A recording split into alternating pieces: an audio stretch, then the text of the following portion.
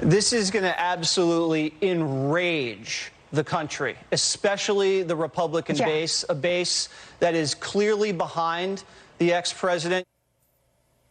The news of the FBI searching Donald Trump's Mar-a-Lago home sent MAGA world into a complete frenzy. As soon as the news broke, there were enraged posts threatening to take up arms, with supporters wanting to make their enemies, quote, cry out in pain. So let's discuss with the man who knows, who has to monitor all of this for us. And for that, we are grateful. NBC News senior reporter Ben Collins. He covers disinformation and extremism on the internet. Ben, describe what you are seeing online. This is the worst I've seen it since January 5th, probably, of 2021. These are people emboldened who are ready for the Civil War. That's the way they're talking right now. They're talking about flipping over their flags to show that the nation is in distress.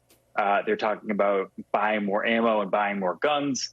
And they're talking about how the time for organizing is past and that they have to start going into action. That post that you just saw, the top post on the Donald, which is where a lot of these people planned for January 6th. They posted maps of the tunnels underneath the Capitol. They posted their stashes of weapons at hotels in Virginia. That post right there on the Donald says lock and load.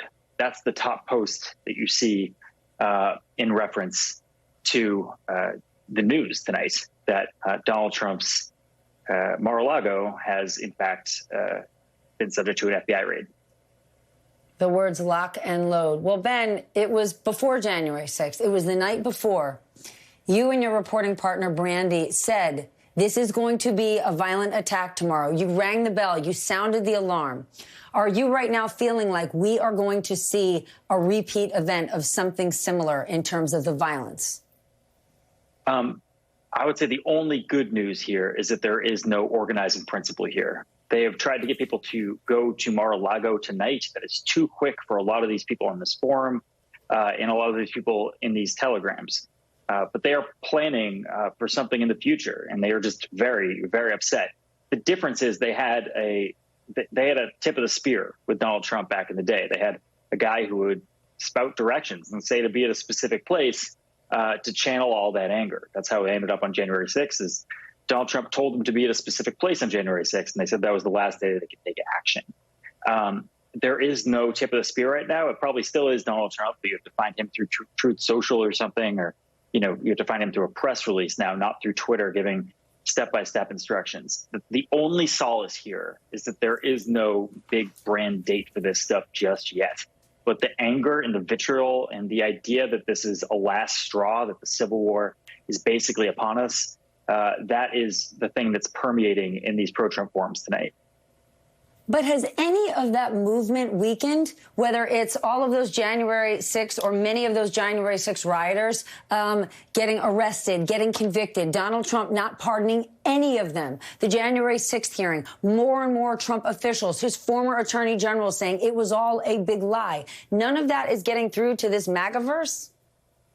No, it's not getting through. There was a moment after January 6th where these forums are a little bit more coy with how they talked about stuff. They realized that they were being watched by the feds, and they started talking a little bit more abstractly about either the apocalypse or whatever they thought was coming, or or whatever civil war they thought was coming on. That moment has come and gone. They are back to overtly calling for assassinations and deaths of their political enemies. And it's gotten more specific tonight. Frankly, I just want to make that very clear. These people have had enough. They are completely. They've made the next step. They've made the leap. They always say in their space, cross the Rubicon. They said that to Donald Trump. It's a reference to Julius Caesar to basically just take over the country by force. Tonight they've been talking about crossing the Rubicon a lot. It's a different vibe tonight. Then what do you think law enforcement is looking out for next? What are you looking out for next? It's the same groups and the same people. I thought some of these groups would be quieter. I thought the Groypers and the Proud Boys, I thought they'd be quieter. I would say the Oath Keepers probably are a little bit quieter. Proud Boys are louder than ever. And those groups, those militias, believe they're fighting for a bigger cause. They view January 6th as a recruitment tool. I will say the GOP, the Republican Party, had a chance to stop this, step in and cut this stuff out in the months after January 6th. That did not happen. As you saw at CPAC this weekend, with the man crying in the jail cell as you put on headphones to listen to January 6th rioters complaining about their conditions in prison, they view themselves as martyrs to a cause. They view themselves as part of a war that is ongoing and that they are about to start fighting physically in person. This is a very serious thing that we have to start facing head on. These people are not joking around. They are serious about a civil war. They've been planning for it for a while now. And while it was pretty fringe before social media took off, it has taken over a large portion of the GOP right now. And you can hear people dog whistling on Fox News tonight, too.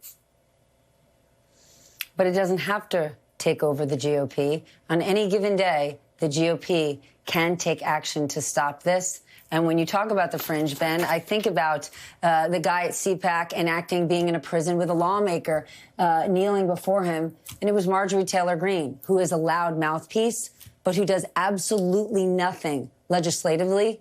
She had all of her committee assignments stripped a year ago and has done nothing but talk, talk, talk. Ben Collins, thank you so much for your really important reporting. We appreciate you doing it.